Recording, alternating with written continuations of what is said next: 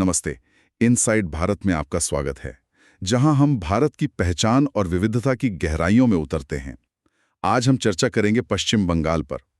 भारत के पूर्वी हिस्से में बसा ये राज्य अपनी कह सकते हैं कि समृद्ध सांस्कृतिक विरासत, बौद्धिक इतिहास और एक बिल्कुल अलग पहचान के लिए जाना जाता है।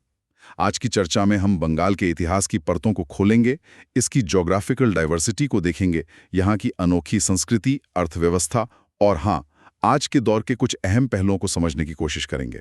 बिल्कुल। बंगाल की कहानी सिर्फ एक राज्य की कहानी नहीं है, बल्कि इसमें भारत के इतिहास के कई अहम मोड़ जुड़े हैं। मतलब साम्राज्यों के बनने बिगड़ने से लेकर आज़ादी की लड़ाई और 1947 के विभाजन की पीड़ा तक। और हाँ, यहाँ की अर्थव्यवस्था और राजनीति में भी जो उतार चढ़ाव दिखते हैं, उनकी जड़ें काफी गहरी और दिलचस्प हैं। तो चलिए शुरुआत करते हैं बंगाल की जमीन से। यहाँ तो कमाल की ज्योग्राफिकल डाइवर्सिटी है। उत्तर में हिमालय की शानदार पहाड़ियां, दार्जिलिंग जैसा मशहूर हिल स्टेशन और दक्षिण में दुनिया का सबसे बड़ा मैंग्रोव जंगल सुंदरबन, और बीच में गंगा का विशाल मैदान जो इसे बेहद उपजाऊ बनाता है। हाँ, और इसकी लोकेशन भी काफी स्ट्रेटेजिक है। भारत का वो पूर्वी बॉटलनेक है ना, जिसके एक तरफ बांग्लादेश है और उत्तर में नेपाल और भूटान। गंगा नदी यहाँ की जीवन रेखा है, जो आगे बांग्लादेश में पद्मा और पश्चिम बंगाल में भागीरथी हुगली बन जाती है। अच्छा। और ये जानना भी जरूरी है कि पॉपुलेशन डेंसिटी मतलब जनसंख्या घनत्व के मामले में ये भारत के सबसे घनी आबादी वाले राज्यों में से एक है, बिहार के ठीक बाद। ये दिलचस्प है कि इतनी विविधता एक ही राज्य में सिमटी हुई है। अच्छा, और ये पश्चिम बंगाल नाम, इसके पीछे की कहानी क्या है? क्या हमेशा से यही नाम था? माना जाता है कि बंगाल नाम प्राचीन वंग या बंग साम्राज्य से आया है, जिसका जिक्र पुराने संस्कृत ग्रंथों में भी मिलता है। फिर 1947 में जब भारत की आज़ादी के साथ बंगाल का बंटवारा हुआ, तो पश्चिमी हिंदू बहुल हिस्सा भारत में रहा और आधिकारिक तौर पर पश्चिम बंगाल कहलाया। अच्छा। जबकि पूर्वी मुस्लिम बहुल हिस्सा पाकिस्तान बना, जो बाद में बांग्लादेश बन गया। वैसे हाल के वर्षों में राज्य सरकार ने नाम बदलकर सिर्फ बंगाल या बांग्ला करने की कोशिश की थी, लेकिन वो सफल नहीं हुई। अच्छा, तो नाम में ही विभाजन का इतिहास छिपा है। चलिए जरा इतिहास में और गहरे उतरते हैं। बंगाल का अतीत तो वाकई बहुत पुराना और समृद्ध लगता है। बिल्कुल।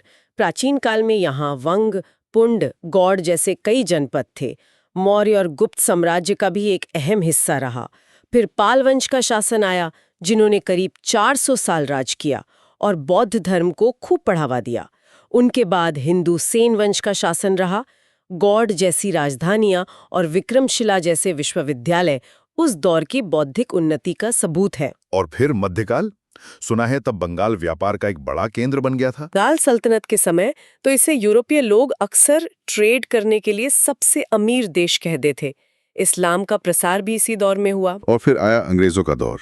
1757 की प्लासी की लड़ाई, ये अक्सर एक टर्निंग पॉइंट मानी जाती है ना? बिल्कुल। प्लासी और फिर 1764 की बक्सर की लड़ाई के बाद ब्रिटिश ईस्ट इंडिया कंपनी का दबदबा तेजी से बढ़ा और उन्हें बंगाल से राजस्व वसूलने का अधिकार मिल गया। कलकत्ता, अब कोलकाता, 1772 में ब्रिटिश भारत की राजधानी बना और 1911 तक रहा।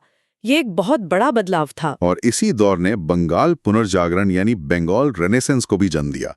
राजा राममोहन रॉय, ईश्वर चंद्र विद्यासागर जैसे महान समाज सुधारक सही कहा, इसी समय हुए, जिन्होंने आधुनिक सोच की नींव रखी। पश्चिमी शिक्षा का प्रसार हुआ, सती प्रथा जैसी कुरीतियों के खिलाफ आवाज उठी, ब्रह्म समाज जैसे आंदोलन शुरू हुए। लेकिन ये दौर सिर्फ उजाले का नहीं था। इसी समय 1770 का भयानक अकाल पड़ा, जिसमें लाखों लोग मारे गए। अच्छा। इसका एक बड़ा कारण ईस्ट इंडिया कंपनी की कठोर टैक्स नीतियां बताई जाती हैं। ये दिखाता है कि कैसे प्रोग्रेस और एक्सप्लॉयटेशन साथ साथ चल रहे थे। और फिर आजादी की लड़ाई में बंगाल का योगदान तो जबरदस्त रहा। क्रांतिकारी आंदोलन का गढ़ माना जाता था इसे। बिल्कुल। बंगाल भारतीय राष्ट्रवाद और स्वतंत्रता संग्राम का केंद्र था। अनुशीलन समिति और युगांतर जैसे क्रांतिकारी समूह यहीं सक्रिय थे। खुदीराम बोस जैसे युवा क्रांतिकारियों ने अपनी जान दी और नेताजी सुभाष चंद्र बोस, जिन्होंने आजाद हिंद फौज बनाई, बंगाल के ही थे। हाँ, नेताजी। दिलचस्प बात यह भी है कि बंगाल के नेताओं और राष्ट्रीय कांग्रेस नेतृत्व, खासकर गांधी और नेहरू के बीच कई बार रणनीतिक मतभेद भी रहे। अच्छा, जैसे सुभाष चंद्र बोस का कांग्रेस अध्यक्ष पद से इस्तीफा देना। ये केंद्र और बंगाल के रिश्तों में एक तनाव की शुरुआत थी जो आगे भी दिखी। इतिहास की बात हो रही है तो 1943 के भयानक अकाल को कैसे भूल सकते हैं, जिसे पंचाशेर मनवंतर भी कहते हैं। ये सिर्फ अनाज की कमी थी या कुछ और? ये द्वितीय विश्व युद्ध के दौरान हुआ एक और भयानक अकाल था। सरकारी तौर पर तो प्राकृतिक आपदाओं और युद्ध के हालातों को जिम्मेदार ठहराया गया, लेकिन नोबेल लॉरिएट अमर्त्य सेन जैसे अर्थशास्त्रियों का एनालिसिस है कि ये सिर्फ अनाज की कमी का मामला नहीं था, कि विफलता का नतीजा ज्यादा था। अनाज की जमाखोरी, ट्रांसपोर्ट में बाधाएं और मुनाफाखोरी ने स्थिति को बद से बदतर कर दिया। अनुमान है कि करीब 30 लाख लोग मारे गए। 30 लाख? बाप रे। इसने ब्रिटिश शासन के खिलाफ गुस्से को और ज्यादा भड़का दिया। वाकई दिल दहला देने वाला था। और फिर आज़ादी, लेकिन साथ में विभाजन का दर्द भी लेकर। हाँ, 1947 में धर्म के आधार पर बंगाल का बंटवारा हुआ। पश्चिम बंगाल भारत में और पूर्वी बंगाल पाकिस्तान का हिस्सा बना, जो बाद में बांग्लादेश बना। दोनों तरफ से लाखों शरणार्थी आए गए, जिसका सामाजिक, आर्थिक और राजनीतिक असर आज भी पश्चिम बंगाल में महसूस होता है। हाँ, ये शरणार्थी वाला मुद्दा तो काफी लंबा चला। बिल्कुल। और फिर बाद में कूच बिहार रियासत और फ्रांसीसी क्षेत्र चंदन नगर का विलय पश्चिम बंगाल में हुआ। और आज़ादी के बाद की राजनीति भी काफी उतार चढ़ाव भरी रही है। कांग्रेस के बाद लेफ्ट का लंबा शासन और फिर तृणमूल कांग्रेस का आना। सही। पहले कांग्रेस ने विभाजन के बाद की चुनौतियों का सामना किया, फिर धीरे धीरे लेफ्ट पार्टियों का प्रभाव बढ़ा और 1977 में लेफ्ट फ्रंट सत्ता में आया, जिनका शासन 34 साल तक चला। दुनिया की सबसे लंबे समय तक चली डेमोक्रेटिकली इलेक्टेड कम्युनिस्ट सरकारों में से एक। 34 साल। हाँ, फिर 2011 में तृणमूल कांग्रेस AITC ने उन्हें हराया। इस पूरे दौर में राज्य ने नक्सलवादी आंदोलन का हिंसक दौर और आर्थिक ठहराव, इकोनॉमिक स्टैग्नेशन का समय भी देखा। अर्थव्यवस्था की बात करते हैं। आपने बताया कि कभी बंगाल यूरोपियंस के लिए ट्रेड करने के लिए सबसे अमीर देश था। फिर आज़ादी के बाद क्या हुआ कि आर्थिक ठहराव का दौर आया। ये केंद्र की वंचना, यानी केंद्र की वंचना वाली बात कहाँ से आई? ये एक कह सकते हैं कि जटिल मुद्दा है। कुछ विश्लेषकों का तर्क है कि आज़ादी के तुरंत बाद केंद्र सरकार की कुछ नीतियों ने पश्चिम बंगाल की अर्थव्यवस्था को नुकसान पहुंचाया।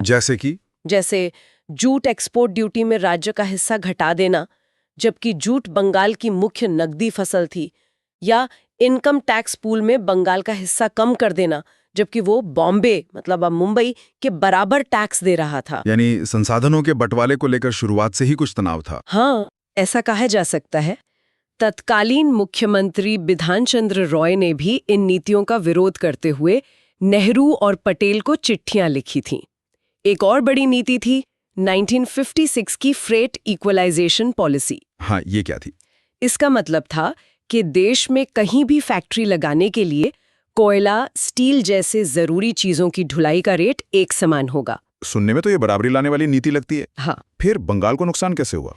क्योंकि बंगाल और बिहार जैसे राज्यों के पास ये खनिज संसाधन थे, तो उन्हें ढुलाई पर मिलने वाला जो लोकेशन एडवांटेज था वो खत्म हो गया। अच्छा। फैक्ट्रियां कहीं भी लग सकती थीं, जिससे इन पूर्वी राज्यों का औद्योगिक लाभ कम हो गया। आंकड़ों के अनुसार 1947 में भारत के कुल औद्योगिक उत्पादन में बंगाल का हिस्सा लगभग 27% था, जो 1960-61 में घटकर 17% के आसपास रह गया। इसी पृष्ठभूमि में लेफ्ट पार्टियों ने दशकों तक केंद्रे बौचना का नारा दिया। लेकिन क्या सारा दोष केंद्रीय नीतियों का था? राज्य स्तर पर भी तो कुछ हुआ होगा, बाद के सालों में। बिल्कुल। ये भी सच है कि बाद के दशकों में, खासकर 1960s और 70s के दशक में, नक्सलवादी आंदोलन और ट्रेड यूनियन की उग्रता, हाँ, वो घेराव वगैरह, हाँ, और फिर लेफ्ट विंग शासन के दौरान की कुछ नीतियों ने भी औद्योगिक माहौल को प्रभावित किया। घेराव जैसी घटनाओं ने उद्योगों को डराया, तो जिसे कैपिटल फ्लाइट यानी पूंजी का पलायन कहते हैं, उसमें केंद्रीय और राज्य स्तरीय दोनों तरह के फैक्टर्स का योगदान माना जाता है। और आज की स्थिति क्या है, खासकर कृषि और उद्योग में? कृषि आज भी अर्थव्यवस्था का बेस है। चावल मुख्य फसल है। बंगाल भारत का सबसे बड़ा चावल उत्पादक है। हाँ, चावल तो बहुत होता है वहाँ। बिल्कुल। जूट, आलू, सब्जियां और चाय, खासकर दार्जिलिंग टी जिसे जीआई टैग मिला है, वो भी बहुत महत्वपूर्ण है। भूमि सुधार का यहाँ लंबा इतिहास रहा है, तेभागा आंदोलन से लेकर लेफ्ट सरकार के ऑपरेशन बरगा तक, जिसमें लाखों भूमिहीन किसानों को जमीन पर अधिकार मिला। अच्छा, ऑपरेशन बरगा। हाँ, लेकिन जमीन की कमी और ज्यादा पॉपुलेशन डेंसिटी एक बड़ी चुनौती है, जिससे इंडस्ट्रियल प्रोजेक्ट्स के लिए जमीन अधिग्रहण हमेशा एक सेंसिटिव मुद्दा रहा है। ये तो है। और उद्योग, दुर्गापुर आसनसोल बेल्ट का जिक्र तो स्टील और कोयले के लिए होता है। हाँ, वो इंडस्ट्रियल बेल्ट है। कभी जूट और टेक्सटाइल उद्योग यहाँ की पहचान थे, लेकिन अब उनमें काफी गिरावट आई है। हाल के दशकों में आईटी और आईटीईएस सेक्टर तेजी से बढ़ा है, खासकर कोलकाता के सॉल्ट लेक सेक्टर वी में। हाँ, सेक्टर वी तो काफी फेमस है। हाँ, हालांकि राज्य को अभी भी बड़े निवेश आकर्षित करने और इंडस्ट्रियल ग्रोथ को गति देने की चुनौती का सामना करना पड़ रहा है। ईज ऑफ डूइंग बिजनेस को बेहतर बनाने के प्रयास जरूर हुए हैं। और सर्विस सेक्टर और टूरिज्म का क्या हाल है? सर्विस सेक्टर अब अर्थव्यवस्था में सबसे ज्यादा योगदान देता है। टूरिज्म भी लगातार बढ़ रहा है। कोलकाता के ऐतिहासिक स्थल, दार्जिलिंग की खूबसूरत वादियां, सुंदरबन के रहस्यमयी जंगल, दीघा और मंदारमणि के समुद्र तट और शांति निकेतन जैसे सांस्कृतिक केंद्र देश विदेश के पर्यटकों को आकर्षित करते हैं। चलिए, अब बंगाल की सबसे बड़ी पहचान यहाँ के लोग और उनके कल्चर पर आते हैं। इसे अक्सर भारत की सांस्कृतिक राजधानी भी कहा जाता है। ऐसा क्यों? बिल्कुल सही। यहाँ की आबादी लगभग 10 करोड़ है, भारत में चौथी सबसे ज्यादा। बंगाली मुख्य भाषा और समुदाय है, लेकिन साथ ही नेपाली, हिंदी, उर्दू, संथाली बोलने वाले लोग और कई आदिवासी समुदाय जैसे संथाल, मुंडा, ओरांव, लिप्चा भी यहाँ सदियों से रहते आए हैं। अच्छा, काफी विविधता है। हाँ, धार्मिक विविधता भी खूब है। हिंदू बहुसंख्यक हैं, लगभग 70%, लेकिन मुस्लिम आबादी भी काफी बड़ी है, लगभग 27%। 27%? ये तो काफी ज्यादा है। हाँ, भारत में सबसे ज्यादा मुस्लिम आबादी वाले राज्यों में से एक है। ईसाई, बौद्ध, सिख, जैन समुदाय भी हैं। ये मेल्टिंग पॉट ही इसकी खासियत है। और यहाँ की कला, साहित्य, संगीत की तो दुनिया दीवानी है। रविंद्रनाथ टैगोर का नाम तो सबसे पहले आता है। निश्चित रूप से। टैगोर एशिया के पहले नोबेल साहित्य पुरस्कार विजेता थे, लेकिन उनके अलावा बंकिम चंद्र चट्टोपाध्याय, वंदे मातरम वाले। हाँ, वंदे मातरम के रचयिता शरत चंद्र चट्टोपाध्याय, काजी नजरुल इस्लाम, महाश्वेता देवी, सत्यजीत रे। हाँ, सत्यजीत रे क्या फिल्में बनाते थे। बिल्कुल, ये लिस्ट बहुत लंबी है। संगीत में बाउल फकीरों का रहस्यमयी संगीत, टैगोर का रचा रविंद्र संगीत, नजरुल गीति बहुत लोकप्रिय हैं। नृत्य में पुरुलिया का छाऊ नृत्य और कला में कालीघाट पेंटिंग या बिष्णुपुर के वो क्या कहते हैं, टेराकोटा मंदिर विश्व प्रसिद्ध हैं। त्योहारों की बात करें तो दुर्गा पूजा का नाम सबसे पहले जहन में आता है। वो तो एक अलग ही माहौल होता है। हाँ, दुर्गा पूजा यहाँ का सबसे बड़ा त्योहार है। ये सिर्फ एक धार्मिक आयोजन नहीं, बल्कि एक सामाजिक और सांस्कृतिक उत्सव है, जिसमें सभी धर्मों के लोग शामिल होते हैं। पंडालों की क्रिएटिविटी और शहर की रौनक देखने लायक होती है। इसीलिए यूनेस्को ने इसे इंटैंजिबल कल्चरल हेरिटेज का दर्जा दिया है। अच्छा, यूनेस्को हेरिटेज है। जी हाँ, इसके अलावा काली पूजा, सरस्वती पूजा, पोयला बोईशाख यानी बंगाली नववर्ष, ईद, क्रिसमस भी बड़े उत्साह से मनाए जाते हैं। और खाने के बिना तो बंगाल की बात ही अधूरी है। माछ भात मतलब मछली चावल और मिष्टी दोई। बिल्कुल, चावल और मछली, खासकर हिल्सा या इलिश, यहाँ के मुख्य भोजन है। और मिठाइयों की तो बात ही क्या, रसगुल्ला जिसे बंगाल का जीआई टैग मिला है। हाँ, रसगुल्ला। संदेश, मिष्टी दोई के बिना कोई बंगाली भोजन पूरा नहीं होता। स्ट्रीट फूड भी कमाल का है। फुचका, पानीपुरी का बंगाली रूप। फुचका। हाँ, काठी रोल, झालमुड़ी हर जगह मिल जाएंगे। कपड़ों में बंगाली साड़ी की अपनी शान है। और वो अड्डा कल्चर क्या है, जिसके बारे में काफी सुना है। हाँ, तांत की कॉटन साड़ी, ढाकाई जामदानी, बालूचरी सिल्क साड़ियाँ बहुत मशहूर हैं। और अड्डा यानी दोस्तों या परिचितों के साथ बैठकर चाय पीते हुए लंबी बातें, बहस, गपशप करना, ये बंगाल की सामाजिक जिंदगी का एक अहम हिस्सा है। अच्छा, मतलब बस गपशप नहीं, ये सिर्फ टाइम पास नहीं, बल्कि विचारों के आदान प्रदान, राजनीति से लेकर साहित्य तक हर चीज पर बहस का एक मंच है। एक तरह से बौद्धिक चर्चा, डिस्कशन का एक अनौपचारिक तरीका। और खेल, सुना है बंगाल में क्रिकेट से ज्यादा फुटबॉल का क्रेज है। एकदम सही। जहां बाकी भारत में क्रिकेट का बोलबाला है, वहीं कोलकाता और बंगाल में फुटबॉल सबसे लोकप्रिय खेल है।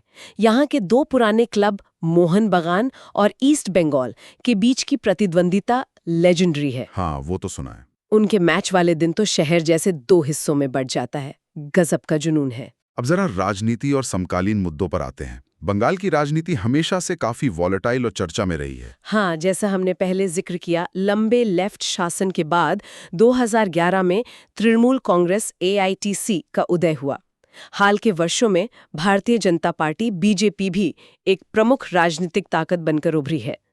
कांग्रेस का भी अपना एक ऐतिहासिक आधार रहा है, लेकिन यहाँ की राजनीति में एक चिंताजनक पहलू पॉलिटिकल वायलेंस का लंबा इतिहास रहा है, जो अक्सर चुनावों के दौरान बढ़ जाती है। इस पॉलिटिकल वायलेंस के पीछे क्या कारण माने जाते हैं? ये क्यों इतनी ज्यादा है? स्रोतों के अनुसार इसके पीछे अक्सर आर्थिक कारण, बेरोजगारी और स्थानीय संसाधनों पर नियंत्रण की लड़ाई होती है। कई युवा, खासकर ग्रामीण और अर्ध शहरी इलाकों में, स्थिर आय के लिए राजनीतिक दलों पर निर्भर हो जाते हैं। अच्छा, ये पार्टियां फिर इन युवाओं का इस्तेमाल वोटरों को कंट्रोल करने, बूथ मैनेजमेंट और प्रतिद्वंदी दलों से मुकाबला करने के लिए करती हैं। लेफ्ट फ्रंट के जमाने में इसे पार्टी मशीनरी या पार्टी सोसाइटी कहा जाता था, जहां पार्टी का प्रभाव समाज के हर पहलू पर था। ये विरासत दुखद रूप से जारी रही है और सभी प्रमुख दलों पर हिंसा में शामिल होने के आरोप लगते रहे हैं। और हाल के वर्षों में बीजेपी का इतना तेज उभार कैसे हुआ? इसके क्या कारण बताए जाते हैं? इसके कई फैक्टर्स हैं।